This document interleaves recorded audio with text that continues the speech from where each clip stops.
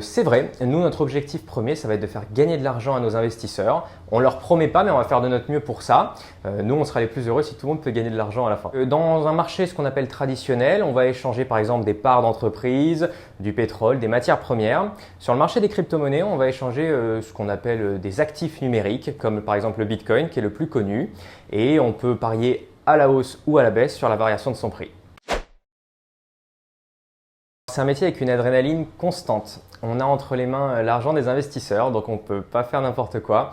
Il y a une grande part de pression dans ce métier-là, mais moi je prends ça comme de la pression positive qui me motive au quotidien.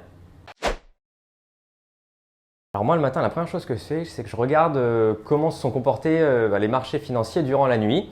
Dans les marchés traditionnels, les marchés ferment vers 17h ou 18h selon les pays. Dans la crypto-monnaie, les marchés ne ferment jamais.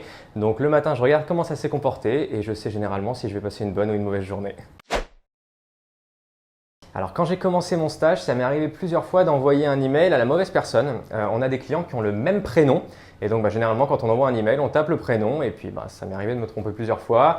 Vu qu'on parle de l'argent des gens, c'est une vraie gaffe de se tromper dans un email. Alors la pire, c'est sûrement que la finance n'a pas de morale. Quand on travaille dans la finance, on n'a aucun intérêt à faire perdre d'argent à qui que ce soit. Une personne qui décide d'investir, elle est consciente des risques et de ce qu'elle peut gagner. Donc nous, on est là pour limiter les risques, mais on ne peut jamais promettre, bien entendu, zéro risque.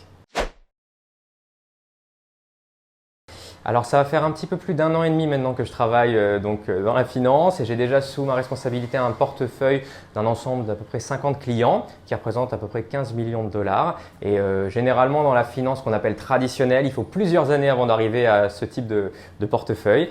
Moi j'ai eu la chance en 1 an et demi de pouvoir le faire, c'est d'énormes responsabilités donc ça c'est une grande fierté.